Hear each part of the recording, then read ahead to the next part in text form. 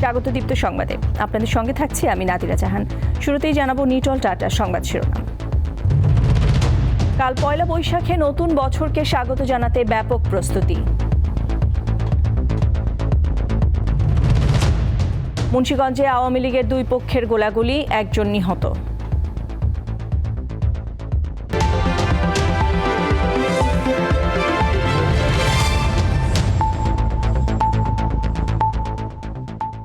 কাল পয়লা বৈশাখ, বাংলা নববর্ষ 1431-এর প্রথম দিন।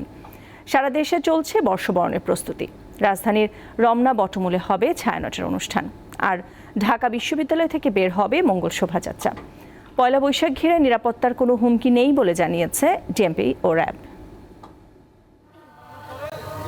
গান আর কবিতা আবৃত্তির পাশাপাশি নানা আয়োজনে বাংলা বর্ষবরণের প্রস্তুতি। রাজধানীর রমনার বটমূলে শনিবার শেষ প্রস্তুতি সেরে নেয় ছায়ানট। সার্বজনীন ও অসাম্প্রদায়িক এই উৎসব নির্বিঘ্ন করতে নেওয়া হয়েছে কয়েক স্তরের নিরাপত্তা ব্যবস্থা। কাজ করছে র্যাব, পুলিশ ও গোয়েন্দা সংস্থার সদস্যরা। শনিবার পুলিশের কার্যক্রম পরিদর্শন করেন ডিএমপি কমিশনার। পরে সাংবাদিকদের তিনি জানান, পয়লা বৈশাখের অনুষ্ঠান নির্বিঘ্ন হবে। অসাম্প্রদায়িক চেতনার একটি মূর্ত প্রকাশ, সেজন্য এটির উপরে বারবার আঘাত এসেছে, সহিংস হামলা হয়েছে, জঙ্গি হামলা হয়েছে। সেজন্য সকল কিছু মাথায় রেখেই ঢাকা মেট্রোপলিটন পুলিশের পক্ষ থেকে নিরাপত্তা পরিকল্পনা গ্রহণ করা হয়েছে। যদিও এ বিষয়ে কোনো সুনির্দিষ্ট হামলার সংখ্যা এখনো পর্যন্ত আমাদের কাছে নেই। কিছুক্ষণ পর রমনায় আসেন র্যাবের মহাপরিচালক। তিনিও সার্বিক নিরাপত্তা ব্যবস্থা ঘুরে দেখেন এবং গণমাধ্যমের সঙ্গে কথা বলেন। বাংলা নববর্ষকে কেন্দ্র করে যে কোনো ধরনের জঙ্গি হামলার ব্যাপারে সুনির্দিষ্ট তথ্য পাওয়া যায়নি। তবু আমরা আতঙ্কিতে ভুগছি না। গোয়েন্দা নজরদারি ও সাইবার জগতের মনিটরিং বৃদ্ধির মাধ্যমে জঙ্গিদের যে কোনো ধরনের নাশকতা পরিকল্পনা নস্যাৎ করে দিতে র্যাব সার্বক্ষণিক প্রস্তুত রয়েছে। এদিকে ঢাকা বিশ্ববিদ্যালয়ের চারুকলায় চলে মঙ্গল শোভাযাত্রার প্রস্তুতি সহ অন্যান্য আয়োজন। রং আর তুলির আঁচড়ে ফুটিয়ে তোলা হয় দেশি সংস্কৃতির ঐতিহ্য। উৎসবটাকে কিভাবে বরণ করব তার পিছনের কাজগুলো দেখানোর জন্য নিয়ে আসা। কাগজ দিয়ে তারপর রং করে হরিণ, হাতি এগুলো বানিয়েছে। যেহেতু আমাদের আজকে এবারকার প্রতিপাদ্য বিষয় হচ্ছে রিক্সাতে, তারা রিক্সা পেন্টিং এবার যেহেতু একটা অ্যাওয়ার্ড পেল, এটার জন্যই আমাদের এইটা বিষয়কে নিয়ে আসে। পয়লা বৈশাখে সকালে চারুকলা থেকে মঙ্গল শোভাযাত্রা শুরু হবে। শাহবাগ এলাকা ঘুরে টিএসসিতে এটি শেষ হবে।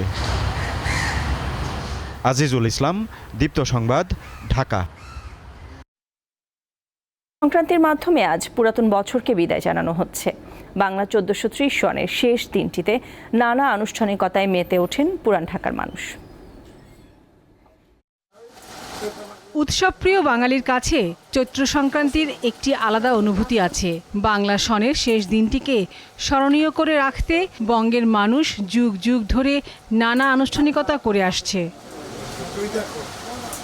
এই দিন ব্যবসায়ীরা তাদের প্রতিষ্ঠানকে ধুয়ে মুছে পরিষ্কার করেন। নতুন বছরে যাতে ব্যবসা ভালো হয় তা থাকে তাদের প্রার্থনায়। সংক্রান্তি হিসাবে আমরা সবকিছু পরিষ্কার করে করছি। আর আগামীকালকে আমরা দোকানে খাতা যাত্রা করব। ঢাকেশ্বরী মন্দিরে গিয়ে আমরা সেটাকে খাতা দিয়ে আমরা মার কাছে প্রার্থনা করব এই ব্যবসা বাণিজ্যের জন্য ভালো হয়, সুন্দরভাবে আমরা যেন থাকতে পারি। রাজধানীর শাঁখারী বাজারে সনাতন ধর্মের অনুসারীরা পূজা অর্চনার মাধ্যমে পালন করেন চৈত্র সংক্রান্তি। বছর আসলে যেমন একটা ভালো কাপড় পরতেছে পারে, তেমনি একটা ভালো শাঁখা পরতেছে পারে। ছাতু আছে আমাদের আজকে, ওই ছাতু কলা দিয়ে খাইতে হয়। স্বর্ণ ও মিষ্টির দোকান সহ বিভিন্ন প্রতিষ্ঠান জমজমাট থাকে ক্রেতা বিক্রেতার হৃদ্যতায়। চৈত্র নতুন সন তো, এ কারণে সবার সাথে সবাই একসাথে হয়ে আমরা কথাবার্তা বলি, বেচা-কিনা করি। ঐতিহ্য অনুসারে কোথাও কোথাও অনুষ্ঠিত হয় চড়ক পূজা। মূলত পুরাতন বছরের গ্লানি ভুলে নতুন বছরকে স্বাগত জানানোই এই উৎসবের মূল চেতনা। লাবণী গুহ, দীপ্ত সংবাদ, ঢাকা। এদিকে বান্দরবানে আজ শুরু হয়েছে মারমাদের সাংগ্রাই উৎসব। এ উপলক্ষে সকালে শহরের ঐতিহ্যবাহী রাজার মাঠ এলাকা থেকে একটি বর্ণাঢ্য মঙ্গল শোভাযাত্রা বের করা হয়। এটি শহরের বিভিন্ন গুরুত্বপূর্ণ সড়ক ঘুরে ক্ষুদ্র নৃগোষ্ঠীর সাংস্কৃতিক ইনস্টিটিউটে গিয়ে শেষ হয়।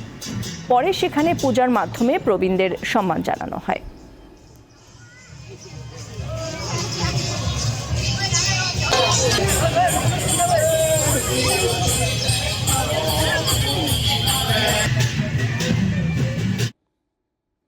মুন্সিগঞ্জে আধিপত্য বিস্তার নিয়ে আওয়ামী লীগের দুই পক্ষের সংঘর্ষে গুলিবিদ্ধ হয়ে একজন প্রাণ হারিয়েছেন।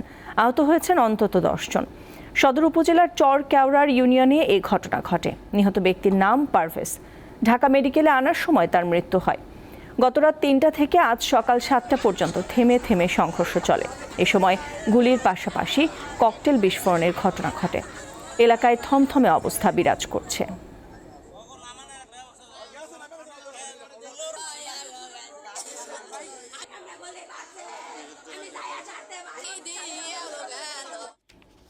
এবার KY স্টিল চট্টগ্রাম সংবাদ।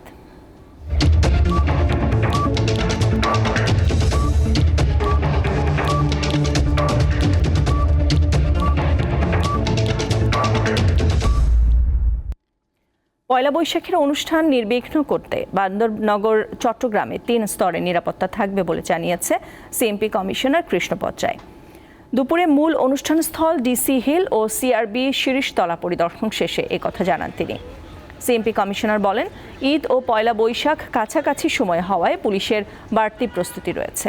কোনো রকম অনাকাঙ্ক্ষিত ঘটনার তথ্য না থাকলেও তাদের সর্বোচ্চ সতর্কতা থাকবে।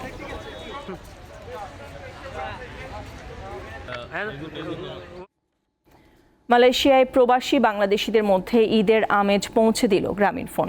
সেখানে বসবাসরত বাংলাদেশিদের পরিবারের দেশে থাকা সদস্যদের কথা সংগ্রহ করে ঈদ উপলক্ষে তা পৌঁছে দেওয়া হয়েছে।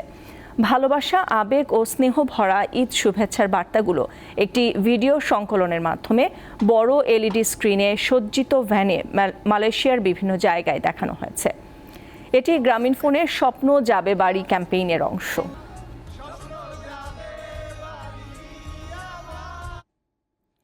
দীপ্ত টিভির ব্রডকাস্ট জার্নালিস্ট কামরুন নাহারের শ্বশুর আবু বক্কর সিদ্দিক মারা গেছেন।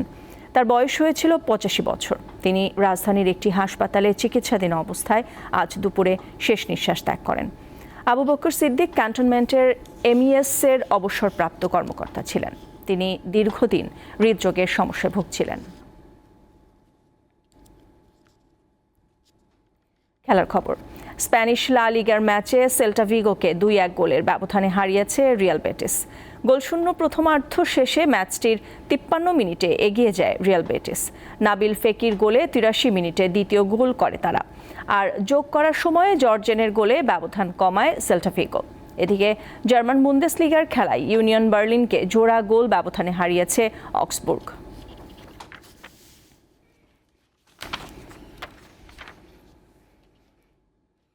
দর্শক, শেষ করব 3টা সংবাদ। তার আগে সংবাদ শিরোনামগুলো জানিয়ে দিচ্ছি আরও একবার।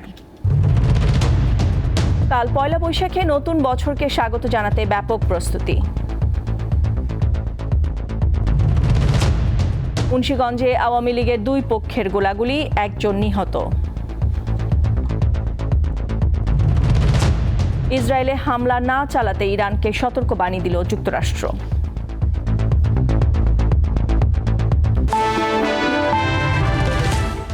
এই ছিল নিটল টাটা সংবাদ শিরোনামে। এখনকার মতো সংবাদ শেষ করছি। তার আগে আপনাদেরকে জানিয়ে দিতে চাই, আমাদের পরবর্তী সংবাদ সন্ধ্যা 6টা 50 মিনিটে দেখার আমন্ত্রণ রইল। এছাড়াও তথ্য বিনোদনের খবরাখবর জানতে চোখ রাখুন দীপ্ত ডিজিটাল প্ল্যাটফর্মগুলোতে। সাথে থাকার জন্য ধন্যবাদ।